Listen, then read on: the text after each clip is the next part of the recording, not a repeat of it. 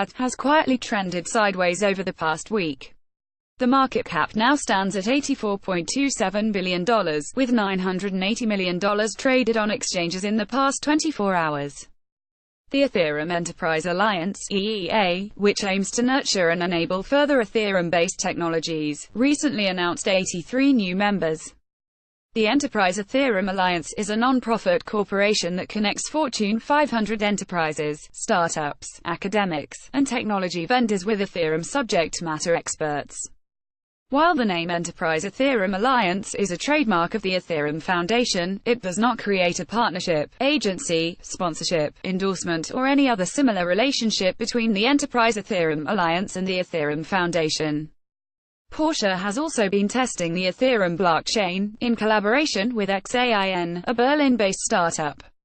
XAIN won the first Porsche Innovation Contest on the subject of blockchain in the summer of last year, beating over 100 other applicants in the process. Following the contest, interdisciplinary teams from across Porsche worked in collaboration with XAIN over the course of 3 months to develop and test applications. Blockchain was introduced into the Porsche Panamera using an energy-efficient mining process from XAIN. In addition, Porsche is currently working on further applications for the technology, including in the areas of charging and parking. However, transactions per day and transaction fees are both down sharply after peaking in late December and early January. This pattern largely follows the price of ETH itself. Transactions on the network will likely increase dramatically when price volatility returns.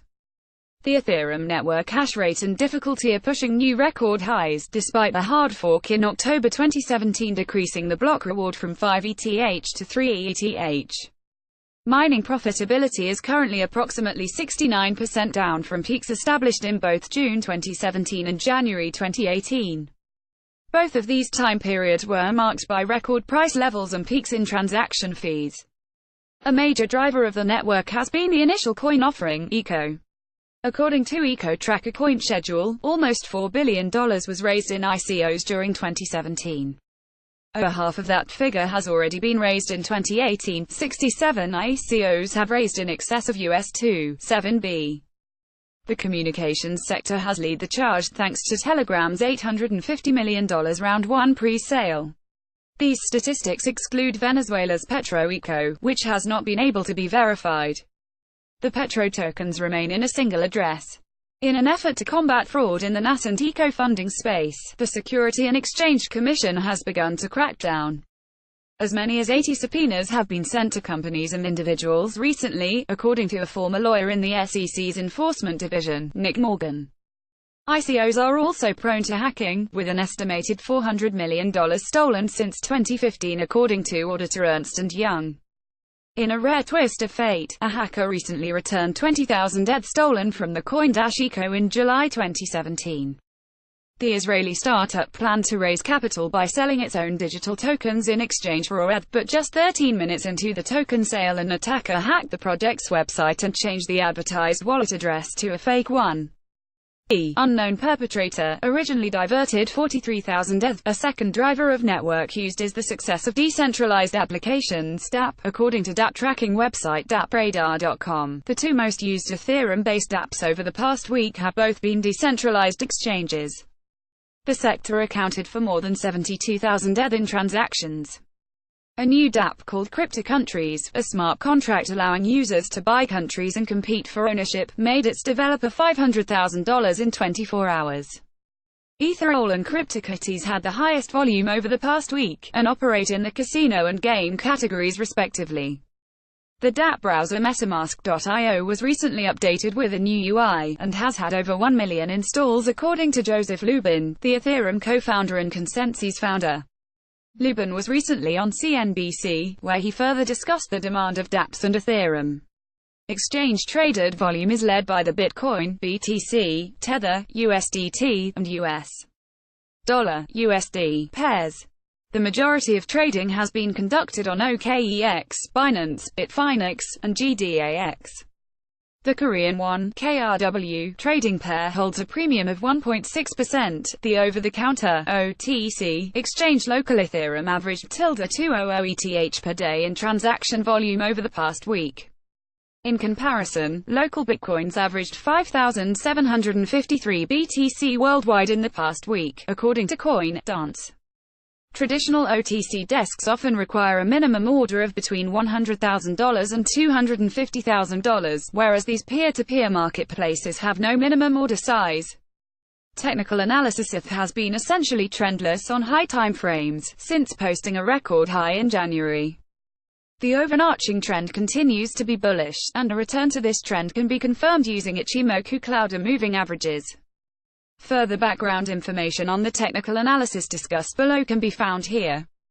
The Ichimoku Cloud metrics on the weekly chart, with singled settings, 10/30ths, 60/30ths, for quicker signals, remain strongly bullish. Price has stayed above the Kijun, or mean, for 7 weeks. Bounces like this are strongly suggestive of momentumless bullish continuation. The Ichimoku Cloud metrics on the daily chart, also with singled settings, are mostly bearish, excluding the TK cross. The Tenkan T and Kijun K lines have recrossed bullishly, suggesting bearish momentum has begun to wane based on cloud probability. Should bullish momentum exist on or near March 10, price will likely move upward through the Kumo twist. The 50 EMA is also currently acting as resistance, around $893. This zone will typically be used as a stop-loss zone, based on the fractal stop. The Ichimoku Cloud metrics on the daily chart, with doubled settings, 20/60ths, 120/30ths, for more accurate signals, are neutral based on the position of price in the cloud. A short entry opportunity would be indicated by the price falling below the cloud, when the cloud itself is bearish. Price will likely move to the mean, Kijun, at around $994. A long entry would be indicated when price moves above cloud, as the TK cross is already bullish. On the 12-hour chart, Bollinger Bands B-bands are the tightest they have been since March 2017, when a break in the bands led to an explosive bull run. B-bands measure volatility over time, an attempt to predict the resolution of consolidation. The volatility channel between the upper and lower bands will squeeze during low volatility and expand during high volatility. The position of price relative to the median, above or below, helps to predict the bias of the breakout. On the 4-hour chart, the 50 EMA and 200 EMA cross remain bearish. A long entry would be indicated by a bullish 5200th EMA cross. Volume has also decreased dramatically since the beginning of February. A large increase in volume will likely confirm the direction of the breakout. Lastly, ETH/BTC on the daily chart has fallen below the 200 EMA and dropped below cloud, both indicating strong bearish momentum.